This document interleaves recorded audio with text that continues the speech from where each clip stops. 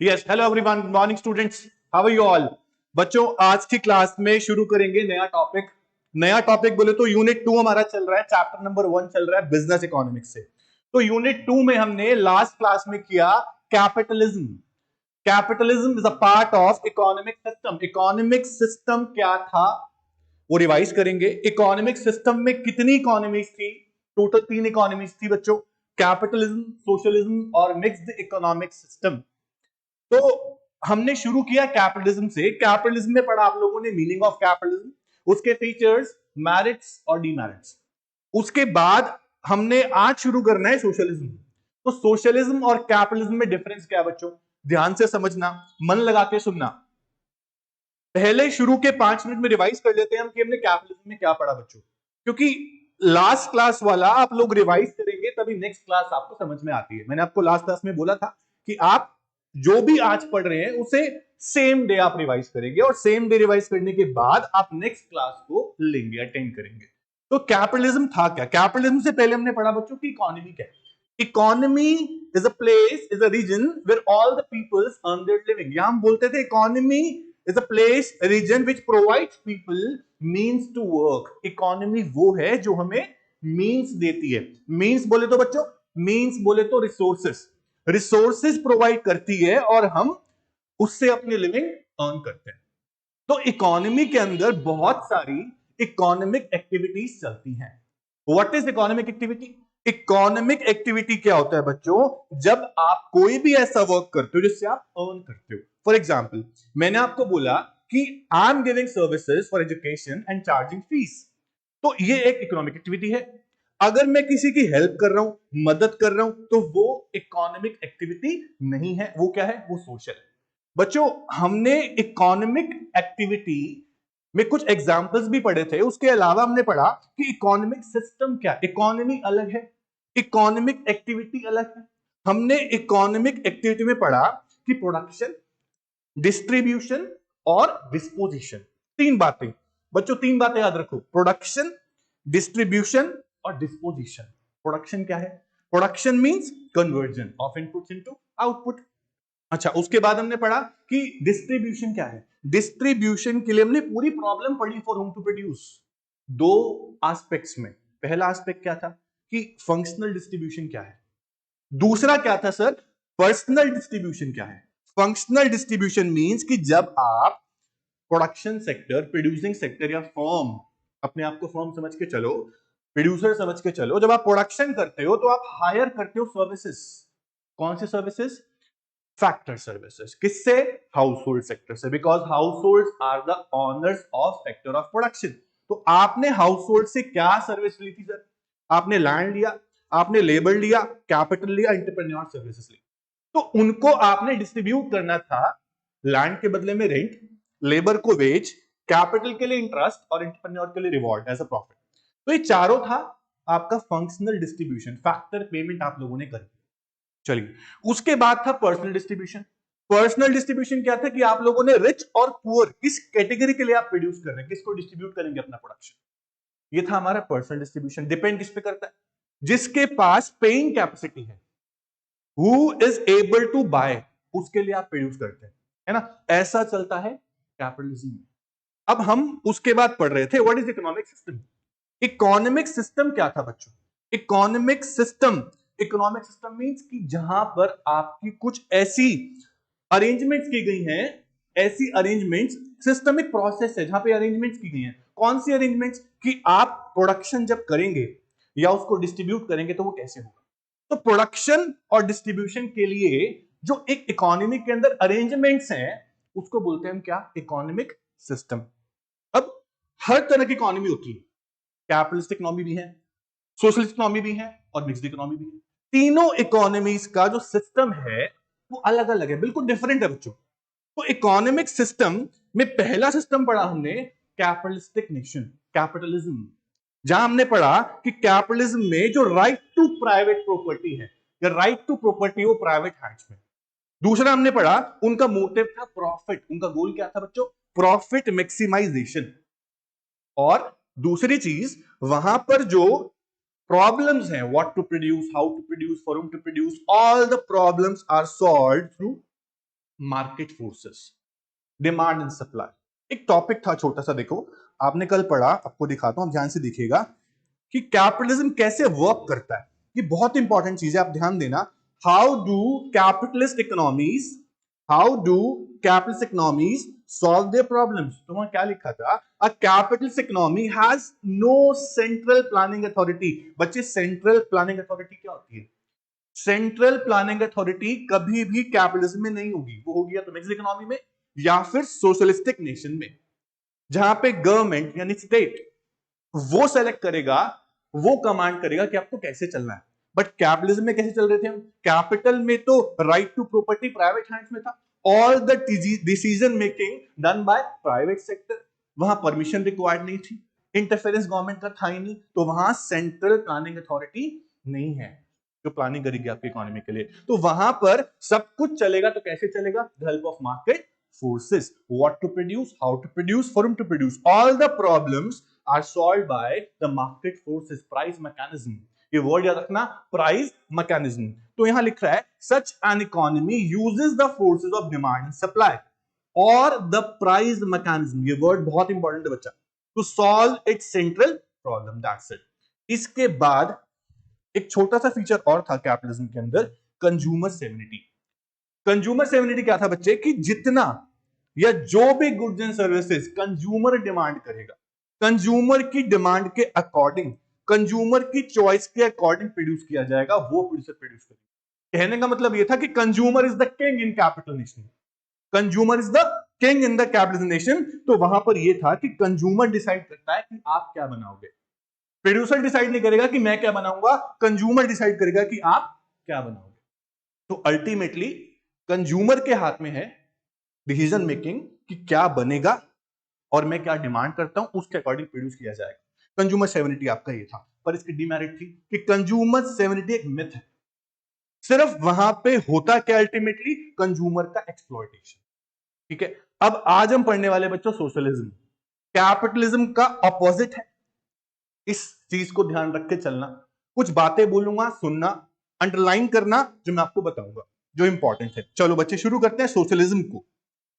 सबसे पहले socialist economy या सोशलिज्म, बच्चों इन रियलिटी एक्सट्रीम सोशलिज्म कभी भी एग्जिस्ट नहीं करता। पहली बात तो ये, क्योंकि आज इन real life, practical life, socialism जो है वो एग्जिस्टेंस में है ही नहीं। जहां क्या होता है कि पूरी कमांड, फुल कमांड जो है वो किसके हाथ में है? पब्लिक के हाथ में। या फिर हम बोलते हैं कि गवर्नमेंट कंट्रोल करेगी पूरी इकोनॉमी जो है वो सेंट्रली कमांड इकोनॉमी है। पर ऐसा in real life extreme socialism existence में नहीं होता, ध्यान रखना। तो socialistic economy is one in which there is social, in which there is social ownership, social ownership of means of production. आपको याद है कैपिटलिज्म में जो मींस ऑफ प्रोडक्शन थे, जो रिसोर्सेस थे, वो प्राइवेट हैंड्स में थे, right to property private hands में था। यहां पर क्या लिखा है कि means of production are owned by public यानी कि गवर्नमेंट। उसके बाद इकोनॉमिक डिसीजन जो है are taken by some central authority of the government with a view to maximise social welfare. बच्चा वहां पे एम क्या था, कैपिटलिज्म में गोल क्या था? Profit maximisation. आपको 3 से 4 बातें याद रखनी है बस, इकोनॉमिक सिस्टम को लर्न करने के लिए, समझने के लिए आपको 3-4 बातें ध्यान रखनी है कि एक तो मीनिंग होता क्या, दूसरा उसका गोल क्या, तीसरा वहां पे जो सेंट्रल प्रॉब्लम डिसीजन मेकिंग है वो कैसे किया जाता है, या तो मार्केट फोर्सेस से या फिर गवर्नमेंट। ठीक है, या दोनों भी हो सकता है, वो मिक्स्ड इकोनॉमी में पढ़ेंगे। तो अ सोशलिस्ट इकोनॉमी, देखो आपने ये भी पढ़ा था कि कैपिटलिज्म को आप और क्या क्या बोल सकते हैं।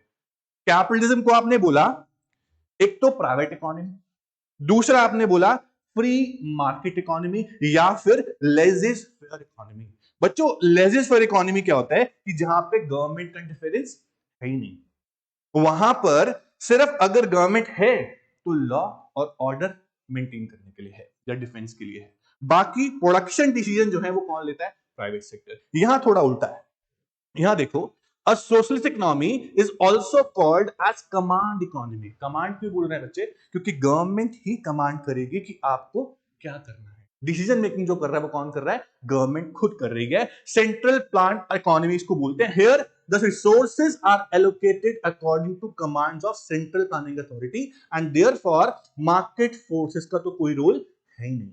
तो under socialism economy production and distribution, बच्चों दो एक्टिविटी की बात हो रही है, प्रोडक्शन एंड डिस्ट्रीब्यूशन।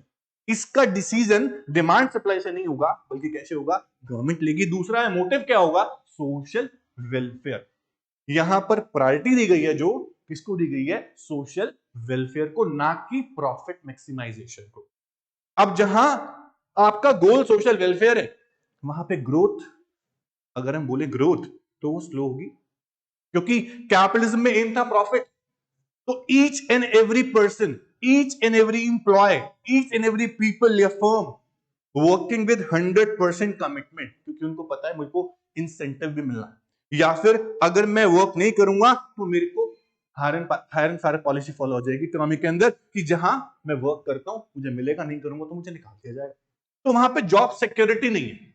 लेकिन सोशलिज्म में जॉब सिक्योरिटी है, क्योंकि यहां पे गोल क्या है, सोशल वेलफेयर है, प्रॉफिट मैक्सिमाइजेशन नहीं है। तो इसका रिजल्ट क्या आता है, इसका रिजल्ट ये आता है कि आप ये देखते हो कि यहां पर ग्रोथ जो होती है इकोनॉमी की, वो स्लो हो जाती है, धीरे हो जाती है। इस इकोनॉमी में स्टेग्नेशन रहता है, ठीक है, ये आप याद रखिएगा। बाकी सारी बातें भी आएंगी फीचर में, आप देखना बच्चों। तो फीचर्स में सबसे पहला फीचर क्या है, फीचर है means of production are collectively owned by society as a whole. यहां प्राइवेट सेक्टर की बात नहीं कर रहा है, यहां मींस मतलब रिसोर्स की बात हो रही है। जो रिसोर्स प्रोडक्शन के लिए यूज होते हैं वो सारे किसके पास हैं, owned by society as a whole. और there is a public ownership of means of production, बहुत सिंपल है। इसके बाद बात करते हैं means of production are used in such a manner, means of production are used in such a manner that social welfare is maximized। Profit की बातें नहीं करेंगे बच्चा। उसके बाद there is direct participation of government in the process of production। the role of government is not confined to law and order only। प्राइवेटिज्म या capitalism हम बोलते हैं, वहां पे क्या था कि वहां पे गवर्नमेंट का रोल तो था, लेकिन किसके लिए, लॉ ऑर्डर डिफेंस के लिए। यहां पे जो रोल है गवर्नमेंट के सिर्फ यहां तक सीमित नहीं है, यहां पे गवर्नमेंट डिसीजन प्रोडक्शन के भी ले सकती है, डिस्ट्रीब्यूशन के भी ले सकती है, ठीक है। उसके बाद there is proper central planning authority. यहां पे प्लानिंग कमीशन सेट की गई है। प्लानिंग कमीशन कब सेट हुआ बच्चों, आपको पता है 1950 में प्लानिंग कमीशन सेट किया गया। 1951 में इंडिया के अंदर 5 ईयर प्लान बनाना शुरू हुआ। तो पंचवर्षीय योजना शुरू हुई इंडिया में 1951 में, 5-5 साल के प्लान बनने लगे। लेकिन हम इंडिया की बात यहां नहीं कर रहे, हम सोशलिज्म की बात कर रहे हैं। इंडिया सोशलिस्टिक नेशन नहीं है बच्चों, मैं सिर्फ एग्जांपल दे रहा हूं कि जहां पे गवर्नमेंट का कंट्रोल होता है, जहां सेंट्रल प्लानिंग अथॉरिटी होती है, इंडिया में भी है, क्योंकि इंडिया मिक्स्ड इकोनॉमी है। हम ये सारी बातें करेंगे मिक्स्ड इकोनॉमी में, बट मैं एग्जांपल दे रहा हूं कि यहां पर भी प्लानिंग कमीशन सेट हुआ और डिसीजन मेकिंग गवर्नमेंट करती है ना। ऐसे सोशलिस्टिक नेशन में क्या होता है कि complete everything is decided by the public sector, not private, ठीक है। अब यहां पे लिखा है कि freedom from hunger is guaranteed, कोई भूखा नहीं मरेगा, ठीक है, क्योंकि सबका वेलफेयर गवर्नमेंट देखेगी। प्राइवेट सेक्टर में क्या था, कैपिटलिज्म में क्या था कि अगर पुअर है तो पुअर ही रहेगा, रिच रिच हो जाता था, पुअर पुअर, गैप बढ़ जाता था रिच और पुअर में, इनइक्वालिटी बहुत ज्यादा थी। यहाँ पे ऐसा नहीं होगा, क्योंकि यहाँ पे एम ही क्या है, वेलफेयर है। बट यहाँ कंज्यूमर सेवरिटी नहीं होगी बच्चा, कंज्यूमर सेवरिटी यहाँ पे रेस्ट्रिक्टेड है, नहीं होगी, क्योंकि गवर्नमेंट सेलेक्टेड गुड्स का प्रोडक्शन करेगी जो हर कोई कंज्यूम कर सकता है, जो सब कोई कंज्यूम कर सकता है, वो गवर्नमेंट प्रोड्यूस करेगी, ओके। उसके बाद यहां एक और फीचर है, relative quality of income is an important feature of socialism. मतलब कि इक्वलिटी ऑफ इनकम यहाँ पे गोल है कि सबकी इनकम बराबर बराबर हो। हाँ, ये पॉसिबल नहीं है कि सबकी इनकम बराबर हो जाए, बट गवर्नमेंट ये चाह रही है कि रिच और पुअर में गैप बहुत ज्यादा ना आए, जैसा कैपिटलिज्म में होता है बच्चा, ठीक है। उसके बाद प्राइस मैकेनिज्म तो यहां पर बहुत कम होगा, क्योंकि गवर्नमेंट ही डिसाइड कर रही है गुड सर्विस के प्राइसेस। तो price mechanism exist in social economy, but it has only a secondary role. मतलब प्राइमरी रोल जो है गुड्स और सर्विस के जो प्राइस है वो सेट किए जा रहे हैं किसके द्वारा, हम बोलेंगे गवर्नमेंट। ना कि demand and supply. There is absence of competition, क्योंकि यहाँ पे प्राइवेट सेक्टर नहीं है, गोल प्रॉफिट नहीं है। जहां पे गोल प्रॉफिट होगा वहां पे कंपटीशन बहुत ज्यादा होगा, यहाँ पे कंपटीशन मिसिंग है। ठीक है, इसलिए जल्दी इकोनॉमी ग्रो नहीं करती है बच्चों, जल्दी मॉडर्नाइजेशन नहीं होती है, जल्दी से इनोवेशंस नहीं होती है, इसलिए जीडीपी रेट हमेशा स्लो रहता है इस इकोनॉमी के अंदर। तो इस इकोनॉमिक सिस्टम को अडॉप्ट करना कोई चाहता, इसीलिए हम देखते हैं कि आज है भी नहीं, पहले हुआ करते थे। रशियन नेशंस एग्जाम्पल देते हैं हम कि सोशलिस्टिक नेशन में आते थे, लेकिन अब ऐसा पैटर्न वो भी फॉलो नहीं करते हैं। तो इस हम जो पढ़ रहे हैं, फिर सर क्यों पढ़ रहे हैं, हम पढ़ रहे हैं सिर्फ नॉलेज के लिए। सिस्टम होता क्या है, ये ऐसा इकोनॉमिक सिस्टम क्या है, इसमें होता क्या है, आपको नॉलेज लेने के लिए है बस, और कुछ नहीं। उसके बाद नेक्स्ट है इसकी मेरिट क्या है। देखो, अगर आपका एम जो होगा बच्चा, अगर आपका एम प्रॉफिट ना होकर वेलफेयर होगा, तो आप हर एक के बारे में सोचेंगे, गवर्नमेंट हर बंदे के बारे में सोचेगी, चाहे वो गरीब हो चाहे वो अमीर हो। तो इक्वलिटी यहां पे आ जाती है। तो socialistic nation achieve equality in the distribution of income, growth process become inclusive. What is inclusive growth, बहुत ध्यान से सुनना, व्हाट इज इंक्लूसिव ग्रोथ, जहां पे हर सेक्टर को, चाहे प्राइमरी हो चाहे सेकेंडरी हो चाहे टर्शरी सर्विस सेक्टर हो, सबको एक साथ लिया जाता है, सबकी ग्रोथ एक साथ हो, ऐसा वहां पे एम रखा जाता है। ठीक है, अब कैपिटलिज्म में क्या होता है कि एग्रीकल्चर की ग्रोथ बहुत स्लो होती है, सेकेंडरी बहुत ज्यादा बढ़ रहा होता है, टर्शरी बहुत ज्यादा बढ़ रहा होता है, पर यहाँ पे सबको इंक्लूसिवली लिया जा रहा है ताकि जस्टिस, सोशल जस्टिस बना रहे बच्चा। उसके बाद आगे बोल रहा है आपको equitable distribution of wealth and income and provision of equal opportunities for all help to maintain economic and social justice। यहाँ पे मेन गोल क्या है, सोशल जस्टिस है, इसीलिए सबकी इक्वलिटी पे ध्यान दिया जा रहा है। उसके बाद यहाँ बैलेंस ग्रोथ पे भी ध्यान है बच्चों, ध्यान से देखना, बैलेंस ग्रोथ होनी चाहिए, सब सेक्टर्स एक साथ ग्रो करने चाहिए। ठीक है, सबकी प्रायोरिटी सेट है। उसके बाद प्लान्ड इकोनॉमी के अंदर, यानी सेंट्रली प्लान्ड इसको आप बोल लो, सोशलिस्टिक नेशन इसको आप बोल लो, कमांड इकोनॉमी इसको आप बोल सकते हो, सेंट्रली प्लान्ड इकोनॉमी बोल सकते हो। इन इकोनॉमीज में अनएम्प्लॉयमेंट जो मिनिमाइज रहती है, बिजनेस फ्लक्चुएशन तो एलिमिनेट होती है, क्योंकि यहाँ बिजनेस साइकिल का रोल जो वो कम प्ले हो रहा है, क्योंकि यहाँ पर प्राइवेट सेक्टर नहीं है, यहाँ सोशलिज्म है। तो यहाँ पर बिजनेस फ्लक्चुएशन जो है एलिमिनेट करने की कोशिश की जाती है और स्टेबिलिटी मेंटेन की जाती है, क्योंकि वो नहीं चाहते ना इन्फ्लेशन हो ना डिफ्लेशन, वो क्या चाहते हैं, हमारी इकोनॉमी स्मूथ स्टेबिलिटी से चलती रहे। तो कैसे करेंगे कंट्रोल वो स्टेबिलिटी लाने के लिए, तो हम बोलेंगे वो फॉलो करते हैं फिस्कल पॉलिसी। गवर्नमेंट फॉलो क्या करेगी, अपनी फिस्कल पॉलिसी, टैक्सेशन और एक्सपेंडिचर के थ्रू वो स्टेबिलिटी लेके आ सकते हैं। कैसे लाते हैं सर, मान लीजिए इन्फ्लेशन आ गया, डिमांड बहुत हाई हो गया फॉर एग्जांपल, तो टैक्सेस गवर्नमेंट बढ़ा देती है, एक्सपेंडिचर पब्लिक पे कम करती है ताकि लोग कम डिमांड करें और फिर से स्टेबिलिटी आ जाए। ऐसा एम रखा जाता है सोशलिज्म में। उसके बाद बोल रहा है सोशलिज्म में हर इंसान को, हर सिटीजन को राइट है वर्क करने का, तो राइट टू वर्क, यहाँ पे ह्यूमन राइट्स की प्रायोरिटी ज्यादा है। कैपिटलिज्म में ऐसा नहीं था ना, यहाँ पर ह्यूमन राइट्स की प्रायोरिटी ज्यादा है ताकि स्टैंडर्ड ऑफ लिविंग सबका मेंटेन रहे।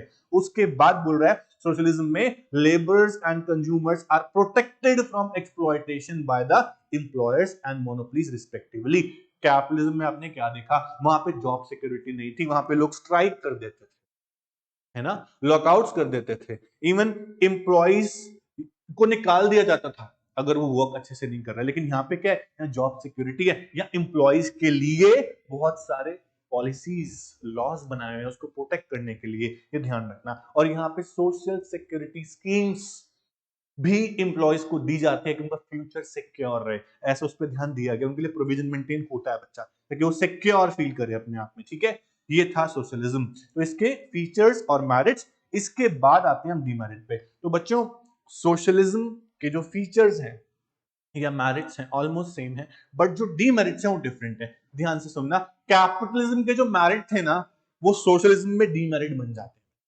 तो अब सुनना ध्यान से, डीमेरिट्स क्या है। The principal demerit is that कि जीडीपी ग्रोथ रिमेन्स लो। आपका मोटिव क्या, आप ये देखो, सोशलिज्म में आपका मोटिव है कि मेरे को वेलफेयर मेंटेन करने का, प्रॉफिट कमाना नहीं है, वेलफेयर मेंटेन करना है। जहां पे वेलफेयर होगा वहां कैसे जीडीपी फास्ट रेट से बढ़ेगा, आप सोचिए। तो this is because production is not directed by principle of profit maximisation, instead it is directed by the principle of equity and justice. What is equity? कि हर हर सिटीजन की जो इनकम है वो इक्वल रहे, ऐसा यहाँ टारगेट रखा गया। ये हो नहीं सकता, बट हाँ इतना हो सकता है कि रिच और पुअर में गैप हमेशा कम रहे, ऐसा यहाँ पे एम है। तो इसीलिए यहां पर जीडीपी ग्रोथ हमेशा स्लो रहता है, पर कैपिटा इनकम स्लो रहती है। एग्जांपल आपसे पूछेंगे, आप बोलोगे सोवियत यूनियन नेशंस या China had to switch over to market economy from the controlled economy. जो पहले चाइना या हम बोलते हैं Russian nation, Soviet Union nation जो थी वो सारी सोशलिस्ट नेशन में ही आती थी, बट उनको भी अब इससे शिफ्ट करना पड़ा मार्केट इकोनॉमी पे। तो ऐसा क्यों? क्योंकि उनकी ग्रोथ जो थी वो स्लो थी, मॉडर्नाइजेशन है नहीं, कंपटीशन है नहीं, गोल प्रॉफिट नहीं है, तो इसीलिए इसके डीमेरिट जो है वो थोड़े से ज्यादा है, जो इकोनॉमी के लिए बेनिफिशियल नहीं है। तो आपको स्विच करना पड़ता है ऐसी इकोनॉमी से कैपिटलिज्म पे या फिर मिक्स्ड पे। ओके, उसके बाद यहां पर ब्यूरोक्रेसी बहुत ज्यादा है। बच्चा, ब्यूरोक्रेसी क्या होता है? आपने पढ़ा था डेमोक्रेटिक एनवायरनमेंट कैपिटलिज्म में। यहाँ ब्यूरोक्रेटिक एनवायरनमेंट है, यहाँ पे जो लीडर्स हैं, जो ऑफिशियल्स हैं, वो आप खुद सेलेक्ट नहीं करने हैं ज्यादातर। यहां पे हम खुद सेलेक्ट ना करके गवर्नमेंट ऑफिशियली खुद सेलेक्ट करती है, जबकि आपके पास राइट नहीं है सेलेक्ट करने का। वो होता है ब्यूरोक्रेटिक एनवायरनमेंट। तो यहां पर इनएफिशिएंसी हमेशा ज्यादा रहती है, और फेवरेटिज्म, रेड टेपिज्म, डिफिकल्टीज मतलब और करप्शन बहुत ज्यादा रहता है। देखो, जहां पे गवर्नमेंट का ऑर्डर होगा, हर जगह गवर्नमेंट की परमिशन होगी, हर जगह गवर्नमेंट की रिस्ट्रिक्शन होगी, बाउंडेशन होगी, वहां पे करप्शन तो रिजल्ट है ही है। ओके, उसके बाद socialism take away the basic right such as the right to private property. तो यहाँ पे होगा ही नहीं, क्योंकि यहाँ कैपिटलिज्म नहीं है। ठीक है, यहाँ पे गवर्नमेंट के हाथ में है, पब्लिक ऑनरशिप है, अपने मीनिंग में ही पढ़ा था। तो it will not provide necessary incentives to hard work in the form of profit. आपने पढ़ा कैपिटलिज्म में कि जो ज्यादा काम करेगा, एफिशिएंसी से वर्क करेगा, उसके इंसेंटिव, उसके वेजेस हाई होंगे, और जो कम करेगा उसके लो ही निकाल ही दिया जाएगा। लेकिन यहाँ पे ऐसा नहीं है, जॉब सिक्योरिटी है। जब जॉब सिक्योरिटी होगा तो आप क्यों काम करेगा कमिटमेंट से, आप नॉर्मली काम करोगे। तो यहाँ पे इसीलिए हार्ड वर्क का इंसेंटिव किसी को मिलता नहीं है, ये एक डीमेरिट मान के चलो। तो हार्ड वर्क कर रहे तो मिलना चाहिए ना, बट यहाँ पे ऐसा नहीं होता है। उसके बाद कभी कभी क्या होता है कि यहाँ स्टेट खुद की मोनोपोली बन जाती है। देखो, हमने कैपिटलिज्म में पढ़ा था कि मोनोपोली जब प्राइवेट की बन जाए तो वो एक्सप्लॉयटेशन करती है। बट यहां पर क्या है, अगर गवर्नमेंट की खुद की मोनोपोली बन जाए कभी कभी, तो वो अनकंट्रोलेबल हो जाती है, अनकंट्रोलेबल, कंट्रोल में नहीं आ पाती है। उसके बाद नेक्स्ट दे रहा है आपको, under socialism consumer have no freedom of choice. वहां पे तो फुल फ्रीडम था, फ्रीडम ऑफ चॉइस, आप कुछ भी कंज्यूम करो, आप कुछ भी प्रोड्यूस करो, आपको कोई प्रॉब्लम नहीं है, आपको कोई रिस्ट्रिक्शंस नहीं है। लेकिन यहाँ पे फ्रीडम ऑफ चॉइस नहीं है, आपको परमिशन चाहिए हमेशा स्टेट की कुछ प्रोड्यूस करने के लिए। ओके, उसके बाद यहाँ एफिशिएंसी नहीं है, प्रोडक्टिविटी लो है, आप ध्यान रखिएगा। लेबर को रिवॉर्ड नहीं मिलता है ज्यादा अच्छे से काम करने के लिए, हम पढ़ चुके हैं, हार्डवर्क वाला पॉइंट सेम है ऑलमोस्ट। उसके बाद एक बहुत इंपॉर्टेंट लाइन है कि the extreme form of socialism is not at all practicable. मतलब कि आपको प्योर सोशलिज्म कहीं भी नहीं मिलेगा। हाँ, उसके फीचर्स मिल सकते हैं, ऑब्वियस, हमारी इकोनॉमी मिक्स्ड इकोनॉमी है।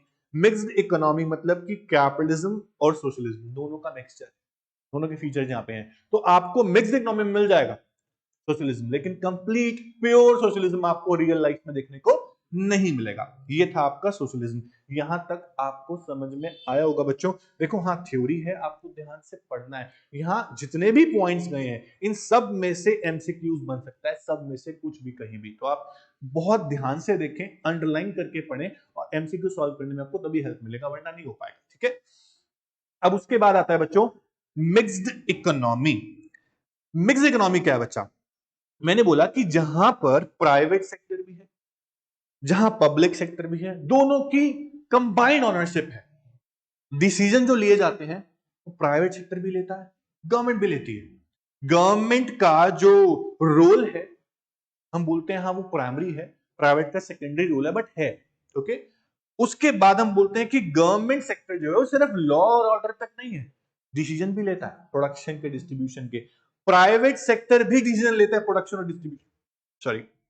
तो यहां पर प्राइस मैकेनिज्म भी चलता है, यहां पे गवर्नमेंट का रोल भी प्ले होता है, दोनों चलते हैं। अब हम बोल सकते हैं कि कैपिटलिज्म और सोशलिज्म दोनों के फीचर्स आप यहां मिक्स कर सकते हो, दोनों के ही फीचर्स यहां पे कंबाइंड है।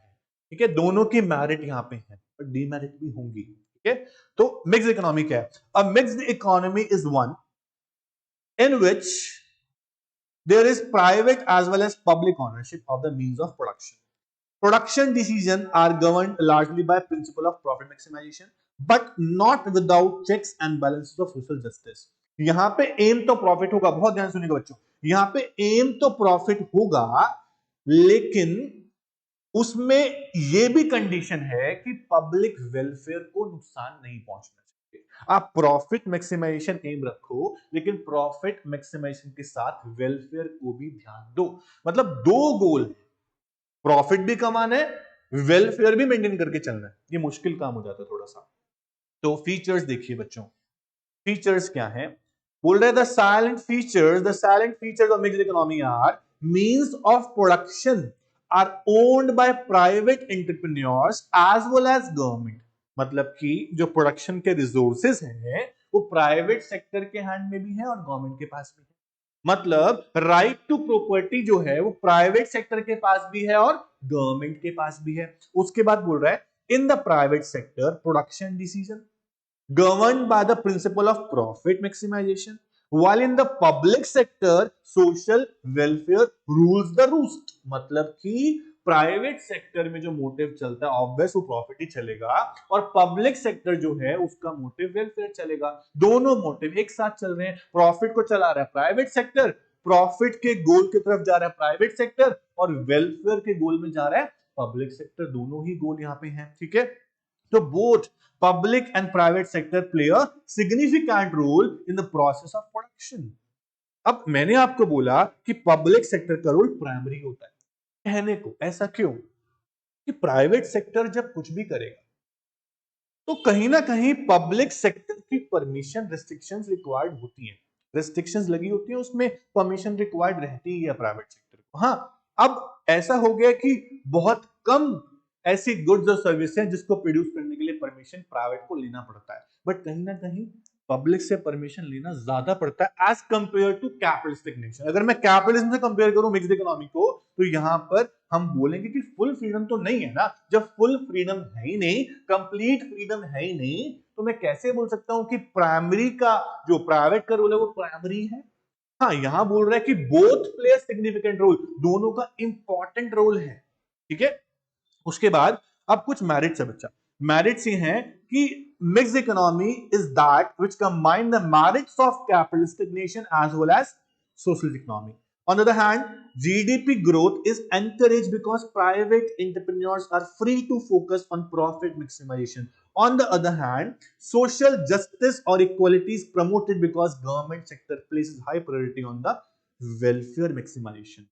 बच्चों यहां पर पब्लिक सेक्टर जो है वो गोल उसका क्या है, वेलफेयर मैक्सिमाइजेशन। प्राइवेट का जो गोल है वो क्या है, प्रॉफिट मैक्सिमाइजेशन। तो प्रायोरिटी किसको दी जा रही है बच्चों, प्रायोरिटी तो प्रॉफिट मैक्सिमाइजेशन के प्राइवेट के लिए, बट पब्लिक सेक्टर साथ में बोलते हैं कि आपको वेलफेयर भी बना के चलना पड़ेगा। तो अगर एम आपका प्रॉफिट है, गोल आपका प्रॉफिट है, तो कहीं ना कहीं अगर मैं कंपेयर करूं सोशलिज्म से, अगर मैं मिक्स्ड इकोनॉमी को कंपेयर करूं सोशलिस्टिक इकोनॉमी से, तो सोशलिस्ट इकोनॉमी की जो जीडीपी ग्रोथ है वो लो है और मिक्स की थोड़ी सी ज्यादा है, क्योंकि मिक्स्ड इकोनॉमी के अंदर प्राइवेट सेक्टर भी रोल प्ले कर रहा है। तो मिक्स्ड इकोनॉमी का जीडीपी सोशलिस्टिक इकोनॉमी से ज्यादा ग्रो करेगा, है ना। लेकिन कैपिटलिज्म का जीडीपी मिक्स्ड से भी और सोशलिज्म से भी ज्यादा ग्रो करेगा, वहां सिर्फ और सिर्फ प्राइवेट सेक्टर है और गोल है प्रॉफिट मैक्सिमाइजेशन। समझ में आ रहा है आपको। तो disadvantage of cut throat competition averted through government legislative measures. अगर कहीं भी दिखता है बहुत कंपटीशन हो रहा है, डोमेस्टिक इंडस्ट्रीज प्रोटेक्ट नहीं पा रही हैं, डोमेस्टिक इंडस्ट्री जो है अपनी इकोनॉमी की वो फॉरेन इंडस्ट्री से कंपटीशन नहीं दे पा रही हैं, तो गवर्नमेंट उन डोमेस्टिक इंडस्ट्रीज को प्रोटेक्ट कर देती है कुछ लॉज बना के, है ना। कुछ ऐसे लेजिस्लेटिव लॉ बना देती है कि वो प्रोटेक्ट हो जाते हैं। तो कहीं ना कहीं गवर्नमेंट सपोर्ट कर रही है, गवर्नमेंट सपोर्ट कर रही है अपनी डोमेस्टिक इंडस्ट्रीज को कंपटीशन से बचने के लिए। इसे बोलते हैं हम क्या, इसे बोलते हैं कि disadvantage of cut throat competition जो था वो नहीं होता है इसके अंदर, गवर्नमेंट यहां उनको प्रोटेक्शन दे रही है, उनको प्रोटेक्ट कर रही है, तो बच जाते हैं, ठीक है। उसके बाद अब पढ़ते हैं कुछ डीमेरिट्स। बच्चों डीमेरिट्स क्या है मिक्स्ड इकोनॉमी के। The principal demerit is that government sector is often inflicted with corruption, leading to low level of efficiency and productivity. It is owing to this demerit the mixed economies like India are gradually opting for privatization of the public enterprises. बच्चों देखो, simple सी बात है, जहां पे दो अलग अलग departments, दो अलग अलग सेक्टर्स, उनका गोल भी अलग अलग है, एक साथ काम करेंगे, कन्फ्लिक्शन तो होंगी, कहीं ना कहीं उन दोनों का गोल आपस में कन्फ्लिक्ट करेगा। इसीलिए ये चीज करप्शन को बढ़ावा देती है। प्राइवेट चाहता है नहीं ये होना चाहिए, पब्लिक चाहता है नहीं ये होना चाहिए, तो प्राइवेट सेक्टर अपने गोल को पूरा करने के लिए कुछ करप्शन को बढ़ावा देता है, तो वो मिक्स्ड इकोनॉमी में ज्यादा रहता है।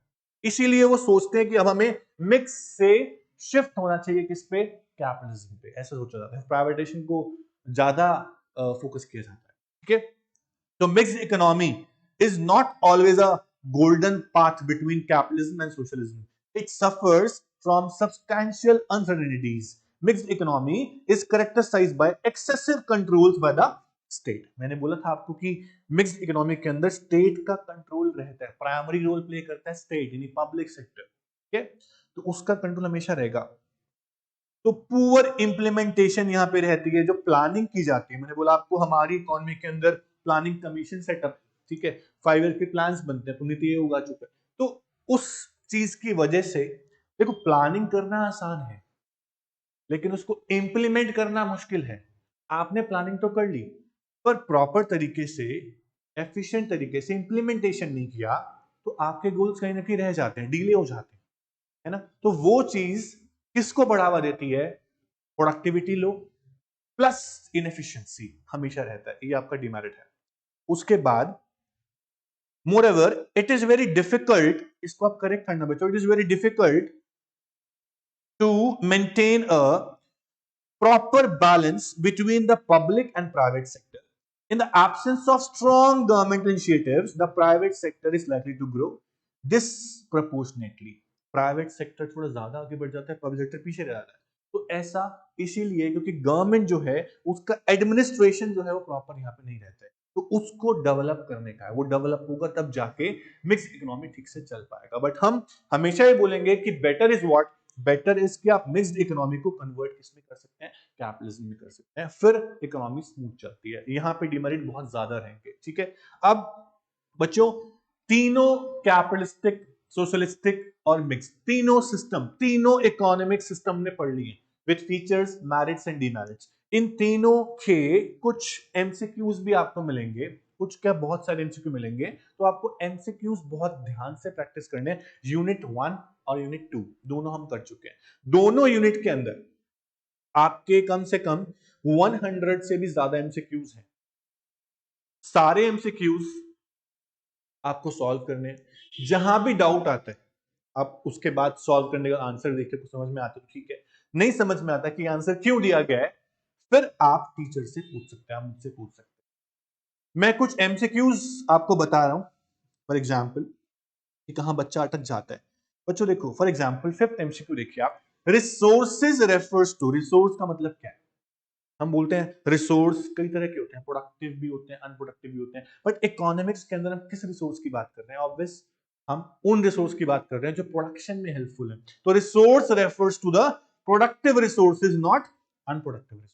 ध्यान दीजिएगा, इसमें बच्चा गलत मार्क कर देता है, कभी कभी मनी ऑनली मार्क कर दिया, ऐसा कुछ हो जाता है। उसके बाद नेक्स्ट एमसीक्यू आपका है, मान लीजिए 8, which of the following is not an economic activity, not an economic activity। बच्चों देखो यहां लिखा है नॉट, बच्चा नॉट पे ध्यान नहीं देता है, बच्चा सोचता है which of the following is economic activity, यहां गलती हो जाती है। तो आपको नॉट ध्यान से देखना है, इकोनॉमिक एक्टिविटी में से कौन सी नहीं है। मैंने आपको बताया आज, अ सन लुकिंग आफ्टर हिज एलिंग मदर, मतलब सिक पुअर हेल्थ है उसको देख रहे हो, उसकी सेवा कर रहा है बच्चा, तो ये क्या एक्टिविटी इकोनॉमिक है।